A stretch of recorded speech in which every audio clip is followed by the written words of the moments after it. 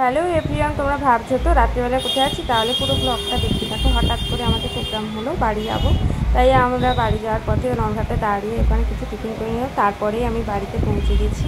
দেখতেই পাচ্ছ আমার রুমের অবস্থা, যেহেতু থাকি না একটু অগোছাড়া হয়ে আছে।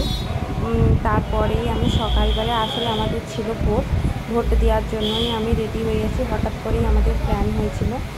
আর আমাদের বাড়ির যে খুদের সদস্যরা ওখানে খেলছে, আমি ভিডিও করতেই ওরা দেখতে পাচ্ছে, ওরা তাকিয়ে আছে।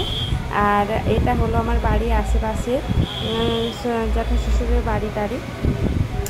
আর এই হচ্ছে আমার ছোট দেওর বাবা, ওর সঙ্গে আমি একটু তাস খেলে মজা করে নিলাম।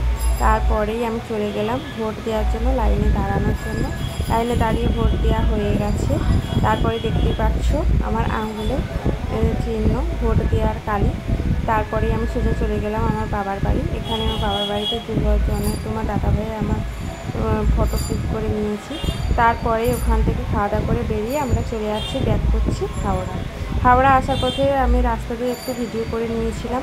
তারপরেই আমরা চলে এসেছি নরঘাটের মন্দির পেরিয়ে। তারপরেই আমি এখানে নিয়েছি তাপবিদ্যুৎ, কোলাঘাট তাপবিদ্যুৎ এর কিছু ভিডিও নিয়ে নিয়েছি এখানে। তারপরেই আমি এখানে নিজে একটু ভিডিও করে নিয়েছিলাম। যেহেতু দেখো বাইকে বসলে না ভিডিও করতে প্রচুর অসুবিধে হয়, প্রচণ্ড হাওয়া হয় আর প্রচুর অসুবিধে হয়। ওই জন্য আমি ভিডিও ছেড়েই আমি ভিডিওটা করেছি। আর তোমার দাদাভাই যেহেতু খুব স্পিডে বাইক চালাচ্ছিল, ওর জন্য আমি বেশি ভিডিও করিনি, ছেড়েই ভিডিও করেছি। আর তোমরা যদি আমার ভিডিওটা ভালো লেগে থাকে তোমাদের, তাহলে আমার ভিডিওটাকে অবশ্যই লাইক, কমেন্ট, শেয়ার এবং সাবস্ক্রাইব করবে।